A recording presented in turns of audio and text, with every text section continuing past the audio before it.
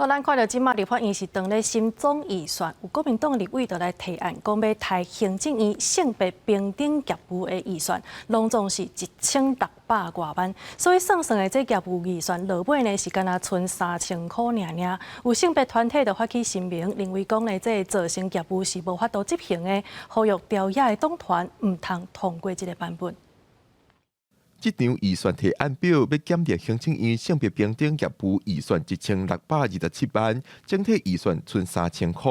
这是国民党立委徐欣莹的提案。伊认为社会一直传出性骚扰、性侵案件，行政院煞无作为，所以提案抬预算。针对这个提案，有性别团体发出联合声明，呼吁立法委员以合理、专业来审预算，唔通三读通过这个提案。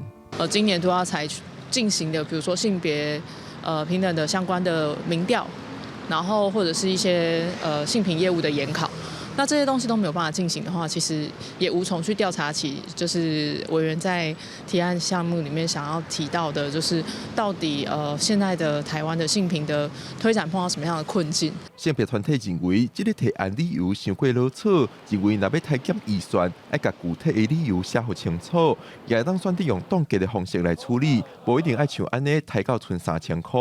对此提案的立委徐欣莹强调，这个提案未是上尾通过的版本，是希望行政院会当来好好说明业务改善的做法。预算提出来之后，相关单位一定会来说明，而且沟通。那我们会看情况是不是做调整。行政院对一个人体来说，整个国家机器它是属于脑的部分，你要好好的来做这个指挥监督跟整个的这个运作。 徐欣莹讲，这摆提案抬减预算，是希望行政院认真面对问题，要详细说明要安怎好好扮演指挥其他部会性平业务的角色。每次经过说明，立委也会调整预算的提案，讨论出适当的预算案。